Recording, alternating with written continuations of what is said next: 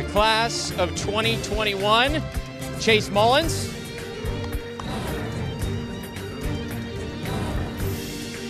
As we get up here, the current junior class of 2020, Jack Fine. Congratulations. Come on, smiles, guys. And the class of 2019, Matthew Furmo. Congratulations. So finally, to award the ultimate award, the Face-Off Academy, the Academy Cup presented by the Face-Off Academy, Chase Mullins, our champ. Chase, you can put the helmet down. Why don't you lift the trophy? Yeah. So Chase, I'm going to bring you in here. When you look at the matchup you had at the end, it went down to that final face-off. Walk me through what was going through your mind throughout that entire final. I was just so tired, just honestly, just ready to leave. But I mean, it was fun, and I was just nervous, nerve-wracking this whole time, but just hoping to win. How do you describe this whole experience of this day, starting as early as 9 a.m. and now walking away with this trophy? Overall, just super smoothly, great run, great job running it by the coaches and all the staff. So it's great. Well, congratulations! You now add national champ to the resume. Good luck. And that's going to do it here for our coverage of the Face-Off Academy National Showcase on Lax Sports Network. For our entire crew, I'm Travis Eldridge, signing off from New Jersey.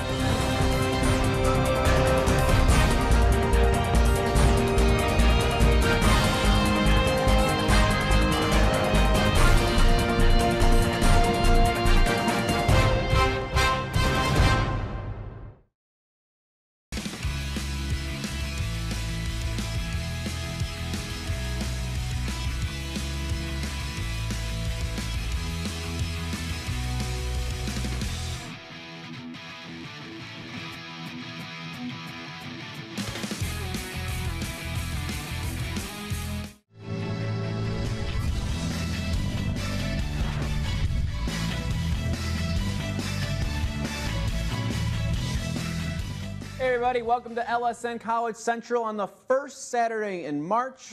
That's Megan Triplett. I'm Tom Eschen. Some exciting games around the country today, including right here on LSN. Yeah, it is busy. First up at 1 p.m. right here on LSN, Ohio State, we'll take on Marquette for the Patriot Cup in Dallas, Texas. And the great thing about this is that that's just one of 4 games at SMU Ford Stadium today. Also at 1 p.m., like every Delaware men's and women's home game, you can see the Delaware women hosting Georgetown over on Live 2. And then at 3 p.m. Eastern, the Georgetown men have traveled safely to Long Island and will take on Hofstra. Something they kind of struggled with last year. Right. And since we have that snowstorm hitting the Northeast, the Rutgers men in Fairfield, originally scheduled for 1 p.m. in Fairfield, now moved to 3 p.m. That will be here on Lax Sports Network over on Live 2 as well. All right, so with all that said, we've got a lot of action to talk about and a lot of action all around the country. And it all started actually last night when Duke took on another tough SoCon team in Richmond. How'd that one shake out, man? Oh, it was a battle because 6th-ranked Duke hosted number 14 Richmond at the Blue Devils Stadium, and it was quite intense. So the game was tied at 4 at the half, but the Blue Devils outscored Richmond 3-0 in the fourth quarter to come away with a hard-fought 11-7 victory over the Spires. Offensively, Duke was led by Brad Smith and Joe Robertson, who both had 3 goals apiece. And in goal, senior David McCann came off the bench to make 8 saves, including 3 in the final frame. Yeah, Duke went down early, and then McCann came in and played really well, gave them sort of a spark. We'll see what that does moving forward. Some other games now around the country, as you see, as we take you to the top of the hour here. Virginia and Syracuse, that's always a good one, of course. And Johns Hopkins taking on Princeton, UMass and Yale going at it, too. That's at 3 p.m. on ESPN+. And Albany taking on Cornell. Little New York matchup. I like it. Cornell hosting Albany, and Deoga, Jeff Teat all in the same field. I love it. Whew. So, guys, with a lineup like that, let's break some of these games down for you and tell you what you need to watch out for. Let's start first with Syracuse and Virginia because there's just so much history between these two programs. It makes it a lot of fun. Here's a look. It's pretty remarkable at that. Syracuse leading the series 18-17.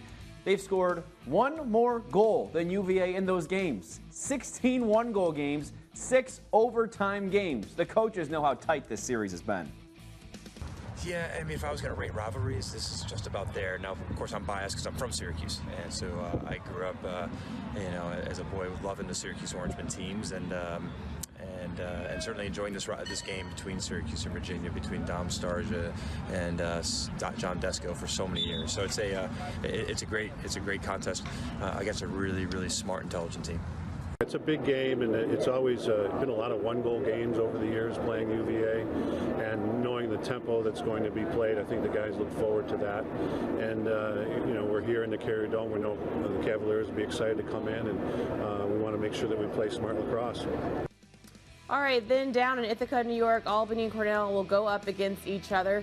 Cornell opened its season just last weekend with 2 games, and the first-team All-American Jeff Teat has already been impressive in his first 2 games of the season. In 1 weekend alone, Teat racked up 10 goals and 4 assists in his team's first 2 wins on the season. As for Albany, player to watch, Theoga Nanticoke. Theoga was just named the Tewaaraton Award men's nominees in their watch list this week, and that's because of his performance so far this season. Nanticoke has 4 points on the season, and last year in the Great Danes' victory of the Big Red, the attackman finished with 1 goal and 2 assists. We're sharing the ball. I thought we had some really nice transition goals the other day too. Sort of Poles got involved in that. And, again, it's just continuing to be a work in progress. We're just trying to find guys to step up and play. And Davis came in and did a really nice job. And we brought Hogan out of the box and give him a different look that way. And Davis came in and did a really nice job. And Jacob, 5 goals, 1 assist was awesome as well. So, just trying to get everybody, on the same page, really. Albany beating Drexel right here in LSN a week ago today. So let's head to Texas now, shall we? The 11th annual Patriot Cup kicking off with Ohio State and Marquette at 1 p.m. here on LSN. Yeah, the saying goes, everything is bigger in Texas, and that is definitely the case with the Patriot Cup, which will feature 4 games, Ohio State, Marquette, 2 high school games, and a club game as well, which will all benefit the Headstrong Foundation and Bridge Lacrosse. Good cause, too. I like it. Yeah, so as for 9th-ranked Buckeyes and the Golden Eagles, this game will be a good one. Ohio State went unbeaten in the month of February for the 3rd straight season. And as for the history between these 2 programs, the Buckeyes are 4-2 all-time against Marquette. But the 2 games that the Golden Eagles won were the 2 neutral site games that these 2 teams played in. So for more on the matchup, here's what Ohio State head coach Nick Myers had to say.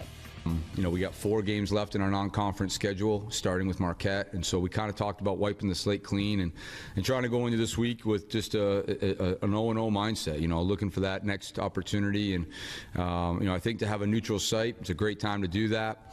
Going to a place that's booming with lacrosse. Texas lacrosse has gotten better and better. We're really excited about the presence that we've started to establish down in that area. High-end talent, and and to play a team like Marquette that's coached as well as they are by Coach Amplo and his staff just presents an awesome challenge for us. Big opportunity for recruiting down there as well for both these teams. Keep an eye out for John Wagner from Marquette to make an impact here. The Big East all preseason team member. He's got 8 points so far this season, 4 goals, 4 assists in their first 3 games.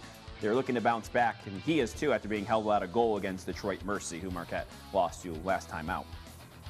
All right, so that's a game you can see right here on LSN. Ohio State and Marquette at Gerald Ford Stadium down in Dallas, Texas. That game is 12 noon Central, 1 p.m. Eastern Time, and is right here on LSN. Moving on, Hofstra taking on Georgetown here on LSN at 3 p.m. Eastern. The Pride coming off a loss to Stony Brook earlier this week.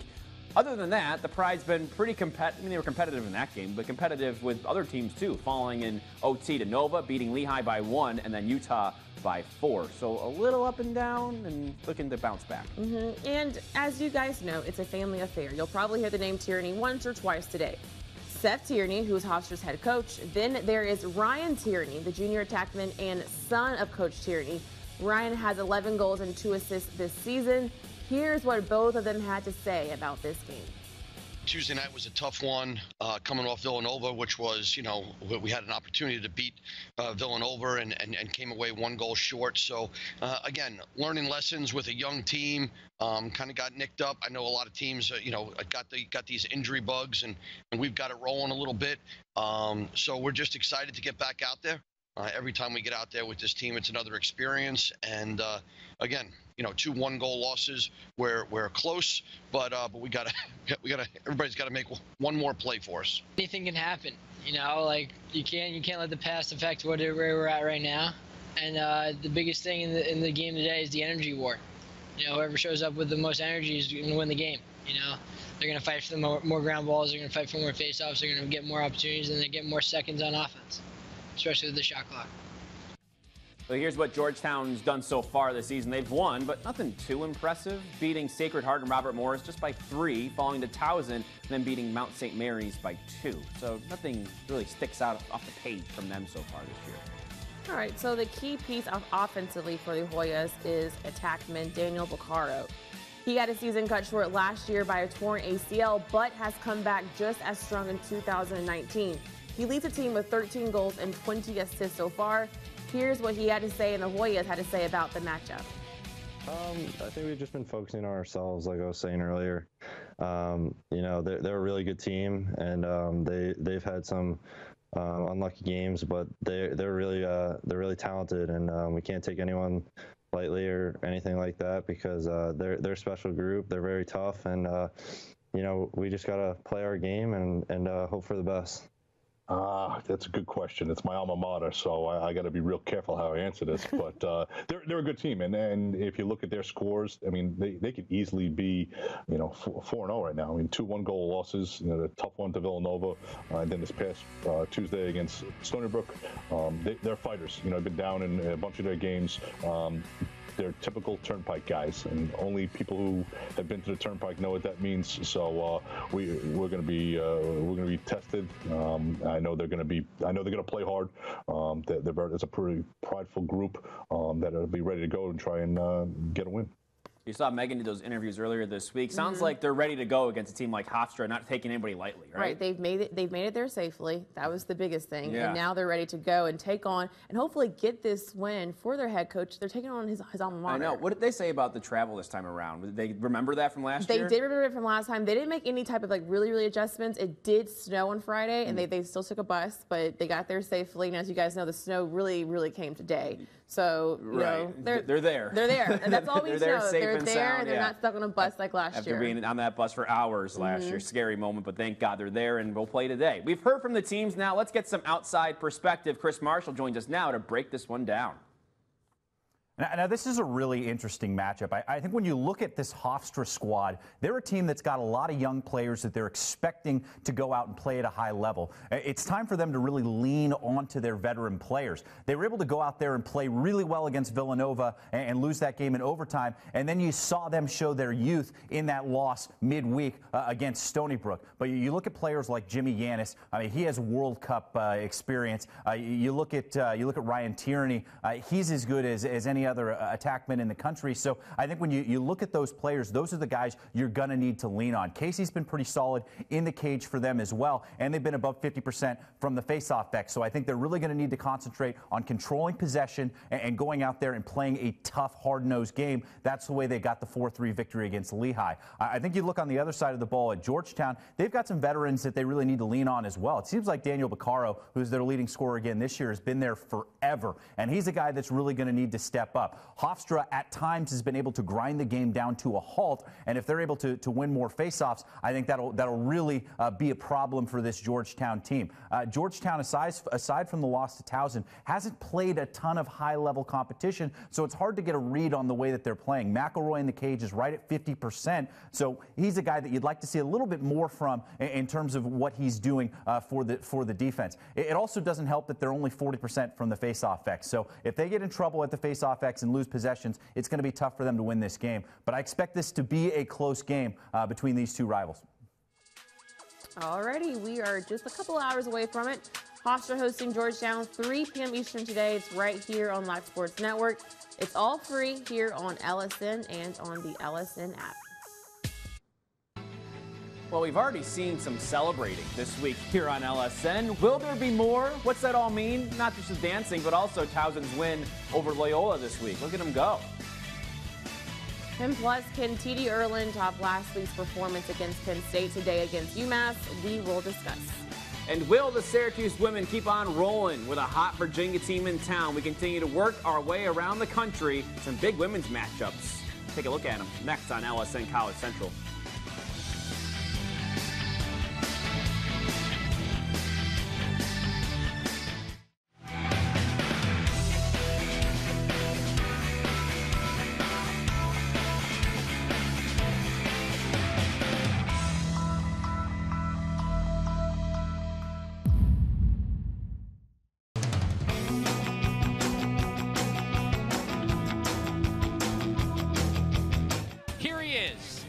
Announcer Jinx as DeHoga draws the quick double team. No look pass. Patterson's got 4. DeHoga with his first assist of the day.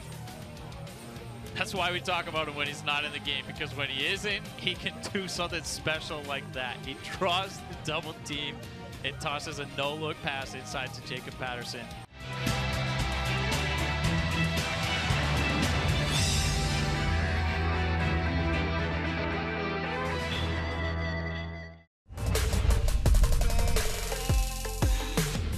Tyler Pace with the Calgary Roughnecks. This is Box Lacrosse 101. Today we'll be talking about shuffle passing.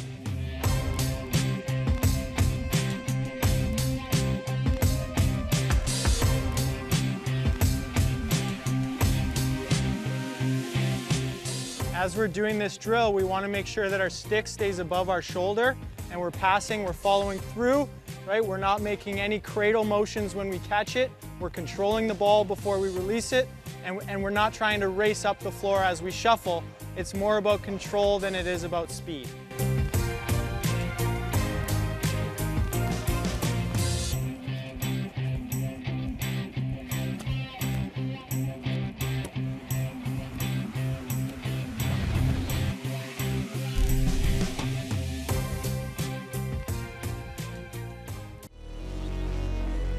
You're watching Lag Sports Network.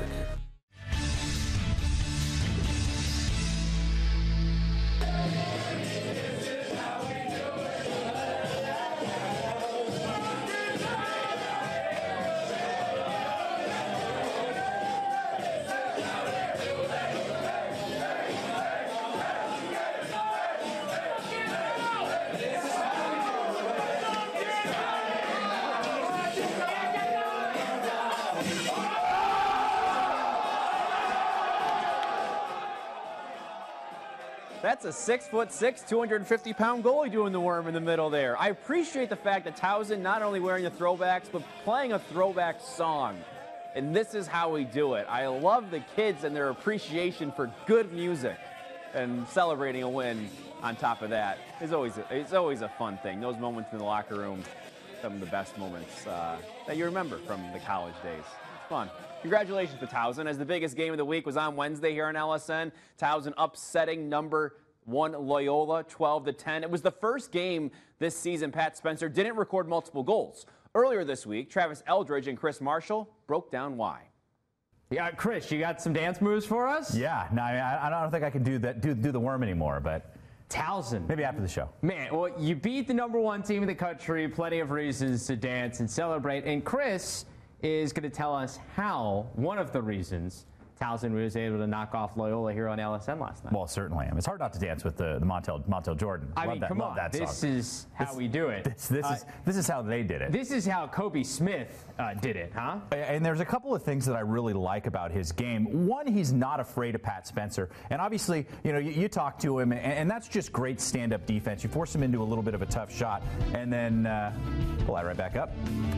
And then I think when we'll watch this one again here. So you see him, he just stands him up, and then he gets the lift right there at the end. And I think, again, when you watch the way that he comes across, he gets that drop step. And that's something that I think is really important in the way that he plays defense. But I think when you watch him cut back here, and specifically what you want to look for is as Pat Spencer tries to bring the shot across, he's able to get up into his hands and force him into a more difficult shot, and that creates an easier save. And then coming up on this next one, you watch him as he comes back. I think when you watch defenders, Pat Spencer's about as shifty as they come. He comes here and then cuts back. And I think what you need to look at is the footwork.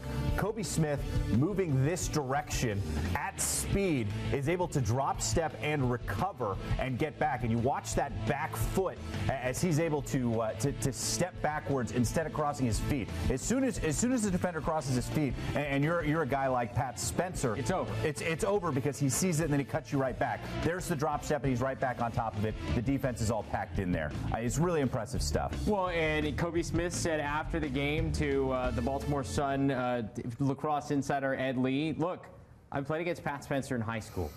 To me, he was another guy that I had the assignment against, and I know he's a special player, but that was the assignment. We studied film, and we got the job done. And it's that kind of attitude you have to have against a player that's as elite as Spencer. Well, it certainly is. And a lot of times, too, when you get a player like Spencer, and you look at these other defenders, you know, they're all looking up this way at Pat Spencer.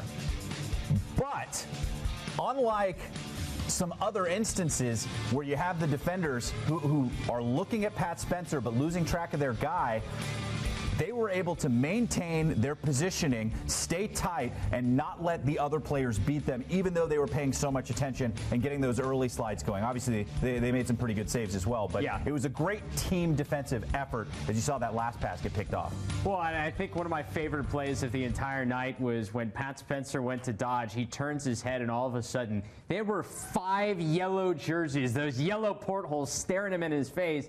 It shows you all the attention was on him. They made Kevin Lindley, they dared Kevin Lindley to beat him. Lindley almost did without the great save by Cantor and some others. Could have been a different game there down the stretch. But overall, they said, you know what, we're not going to let Pat Spencer beat us scoring goals. They made him a distributor, and Loyola wasn't able to quite score enough against this Towson defense. Yeah, they played great. I mean, that's the trademark of this Natalan defense. They do the fundamentals really well. They keep their sticks in the passing lanes, so when they make those slides, they recover quickly, and they're not hurt in the same way that some of the other teams are. All right, thanks, guys. So let's now talk about another CAA team, and we're talking about the defending CAA champs, UMass. They're visiting defending NCAA champs, Yale. An intriguing matchup for sure, and we talked about this last night on the show. We've heard this all off season long. UMass gave Yale their most competitive game all NCAA tournament long last year, so we finally get to see them play again, right? I think that's what we all been wanting for a long time. Let's see what happened last time out, because this time around, Yale has TD Erlin. The junior from Victor, New York, won 25 of 31 faceoffs last week, most of which against second-team All-American Gerard Arceri. He also scored a goal in that game as Yale bounced back from a season-opening loss to Villanova. All right, so UMass heads into the game with a 1-2 record, recently getting their first win of the year over another Ivy League team. That was Harvard. They won 12-9 on Saturday. Sophomore Chris Connolly had 5 goals in that win, and the Minutemen fell to Army and Ohio State to start their season. That game is at 3 p.m. Eastern.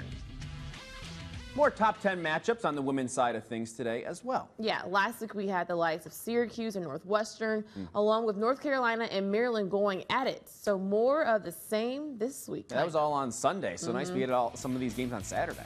So let's take a look. An ACC matchup in the Carrier Dome between Syracuse and Virginia. More on that in a moment. And then there's North Carolina, the Tar Heels, against number 5 Northwestern in a top 5 matchup. The Tar Heels have won 7 of the last 8 meetings between these two national powerhouses, including 5 in a row. Then you got Penn State heading to Loyola after getting blown out against Princeton on Wednesday. The Tigers roared past the Nittany Lions 21-10. Not a score you expected to see. And then on the other side, Loyola also coming off of a midweek loss, falling to Syracuse in the Carrier Dome. Both teams could use a ranked win to bounce back, but only one will walk away with a 1-1 week up on Long Island. Then there's the Mighty Terps looking to keep rolling as they visit Hofstra. Second-ranked Maryland comes in at 4-0, led by Jen Giles in her 18 points this season. And don't sleep on the Pride, though. They enter this game at 4-1 and have one of the top goal scorers in the nation with Alyssa Perella. She ranks 4th in the nation, scoring nearly 5 goals per game. And we've got that marquee conference ACC game between two of the hotter teams to start the season in all of the country. Syracuse hosts Virginia in the Carrier Dome. It's also a top 6 matchup. The Orange coming off that fast start and win against Loyola midweek. And meanwhile, the Cavs are undefeated at 5-0 and are giving up less than 8 goals per game. They're coming off of wins over Princeton and William and Mary over last week. Maggie Jackson leads the Cavaliers with 22 points on 9 goals and 13 assists this season. And elsewhere, you can see the 18th ranked Georgetown Hoya women visit the Delaware women right here on LSN today, 1 p.m. for free. The Hoyas at 3-1. The Blue Hens going into that game at 2-2. All right, still ahead, we get you all set for Rutgers and Fairfield and give you a breakdown of the players to watch. Plus, Wheaton College lacrosse player Alex Chu back on the field after receiving a new helmet. We'll show you that new helmet, how he got it, after the break. And mark your calendars, people. In 1 week, that's in 7 days, the MLL draft will go down and it'll be right here on LSN. The draft, Saturday, March 9th, 7:30 p.m. Eastern.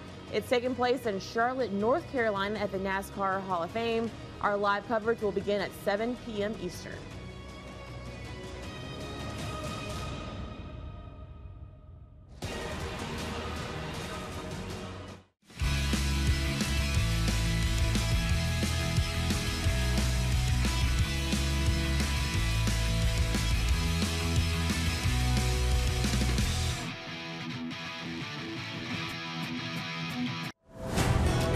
Speed.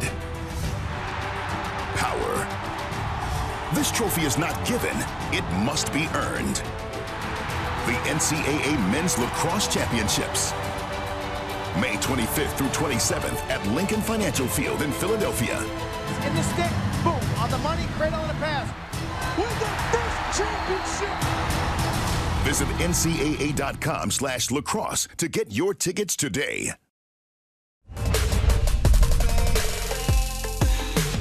I'm Tyler Pace with the Calgary Roughnecks. This is Box Lacrosse 101, and today we'll be working on 1 pick, 2 shots.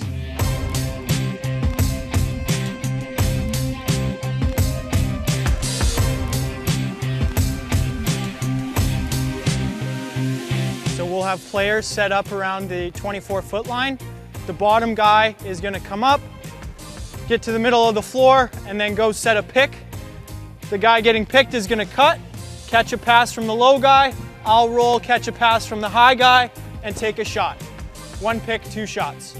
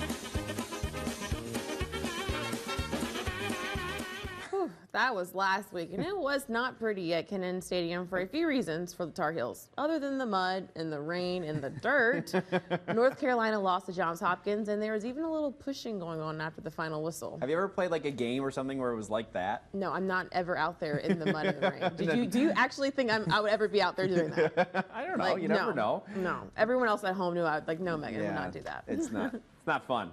I've played football in conditions like that. Not great. That's why I played basketball indoors. There you go. I always chose a sport that was indoors. So this week, the mud, not something North Carolina's worried about. Unveiling the new UNC Lacrosse and Soccer Stadium against Denver, the women playing in a couple hours as well. And this is a close one. This game started at 10 a.m. Eastern time.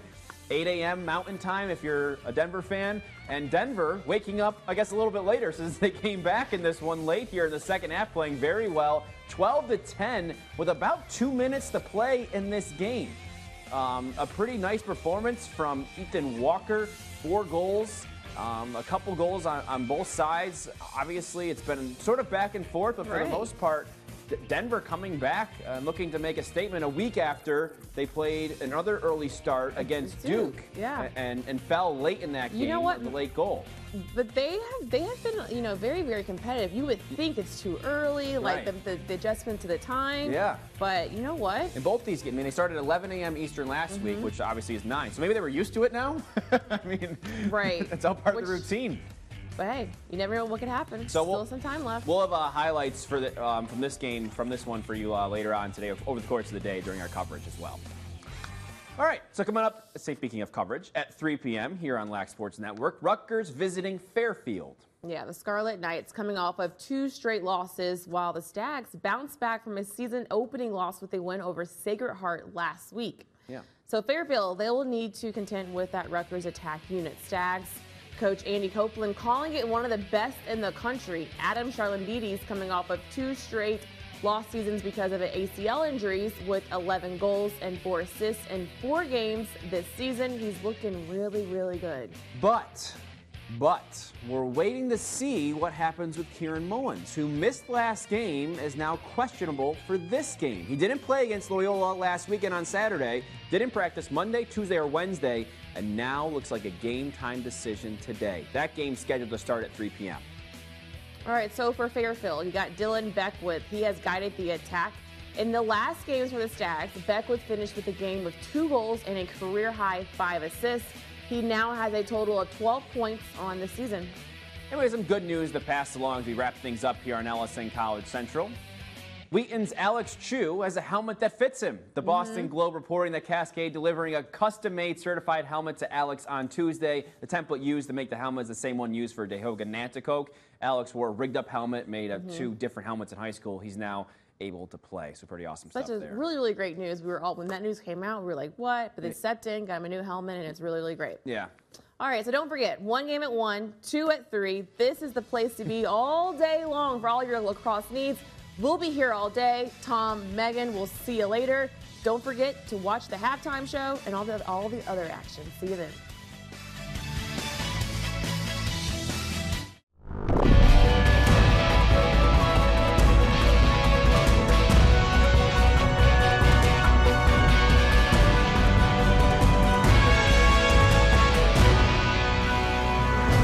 Welcome back to the Superdome in Waldwick, New Jersey. We now have to figure out our semifinalists that will battle for this, the Academy Cup presented by the Face Off Academy. We have 6 age group champions that will now be facing off for those 3 semifinal spots. The first 3.